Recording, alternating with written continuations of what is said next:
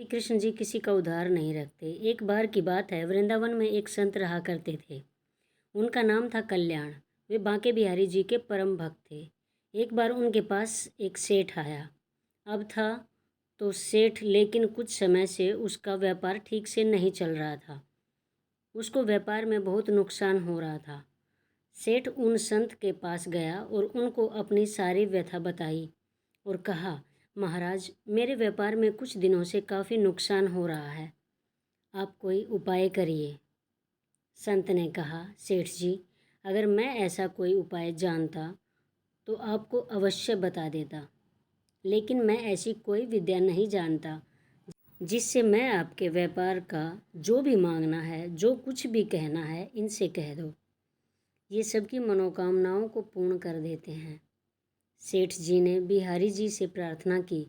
2-4 दिन वृंदावन में रुके और फिर चले गए।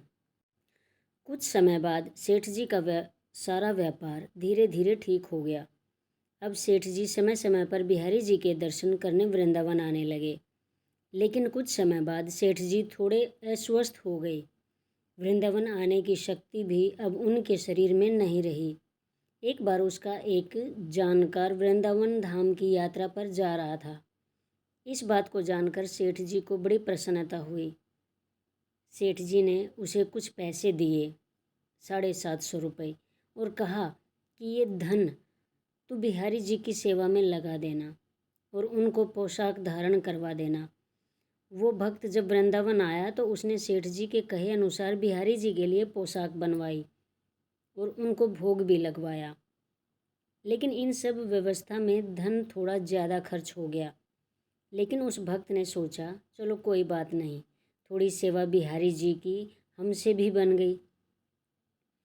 अब इधर मंदिर बंद हुआ तो बिहारी जी रात को सेठ जी के स्वप्न में पहुंच गए। सेठ जी को स्वप्न में ही बिहारी जी ने कहा, तुमने जो मेरे लिए सेवा भेजी थी वो मैंने स्वीकार की, लेकिन उस सेवा में 249 रुपये ज़्यादा लगे हैं। तुम उस भक्त को ये रुपये लौटा देना। ऐसा कहकर बिहारी जी अंतर्ध्यान हो गए। सेठ जी की जब सुबह आँख खुली तो वे बिहारी जी की लीला देखकर आश्चर्यचकित रह गए। सेठ जी जल्द से जल्द तैयार होकर उस भक्त के घर पहुंच गए और उसको सारी बात बताई। यह सब जानकर वो भक्त आश्चर्यचकित रह गया कि ये बात तो सिर्फ मैं ही जानता था और तो मैंने किसी को बताई भी नहीं। सेठ जी ने उनको वो 249 रुपये दिए और कहा, मेरे सपने में श्री बिहारी जी आए थे, वो ही मुझे ये सब बात बताकर गए हैं। ये लीला देखकर वो भक्त खुशी से मुस्कुराने लगा और बोला, जय हो बिहारी जी की। इस कलयुग में भी हमारे बिहारी जी किसी का कर्ज किसी के ऊपर नहीं रहने देते। जो एक बार इनकी शरण ले लेता है फिर उसे किसी से कुछ मांगना नहीं पड़ता, उसको सब कुछ मिलता चला जाता है।